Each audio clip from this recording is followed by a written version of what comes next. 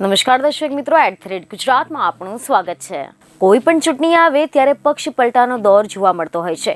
હાલ લોકસભાની ચૂંટણી 2024માં યોજાવાની છે, ત્યારે એના પહેલા પણ પક્ષ પલટાથી લઈને રાજીનામાનો દોર જોવા મળ્યો છે, જેમાં આપણે અગાઉ જોયું કે આમ આદમી પાર્ટીના કેટલાક ધારાસભ્યો અને કોર્પોરેટરોએ આમ આદમી પાર્ટી છોડીને ભાજપનો કેસરીઓ કરી લીધો હોય, અને હવે આ બધાની વચ્ચે ખુદ આમ આદમી પાર્ટીના રાષ્ટ્રીય સંયોજક અને દિલ્હીના મુખ્યમંત્રી કેજરીવાલે એક મોટો દાવો કર્યો છે। રિપોર્ટ એવા મળી રહ્યા છે કે કેજરીવાલે દાવો કર્યો છે કે ભાજપે આમ આદમી પાર્ટીથી ડરી ગયું છે। ભાજપે આમ આદમી પાર્ટીના એક નેતાને તો ખરીદવા માટે ₹100 કરોડ અને સરકારમાં મંત્રી પદ આપવા સુધીની ઓફર કરી દીધી છે।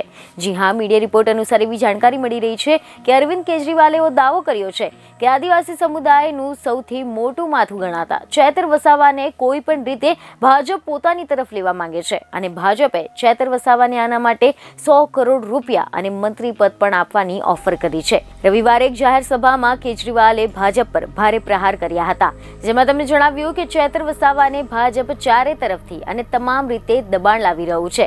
જો કે વસાવા બધા જ એશો આરામ છોડીને આદિવાસી રહેશે, જ્યારે પંજાબના સીએમ ભગવંત માને તો ભાજપની તુલના ડાકુઓ સાથે કરી હતી।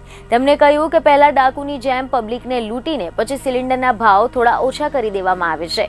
જો કે ખબરો એવી મળી રહી છે કે કેજરીવાલે આ દાવો કર્યો તેના પહેલા કેજરીવાલે ભરૂચ જિલ્લાની લોકસભા બેઠકથી આમ આદમી પાર્ટીના લોકસભાના ઉમેદવાર તરીકે ચૈતર વસાવાના નામની જાહેરાત કરી હતી।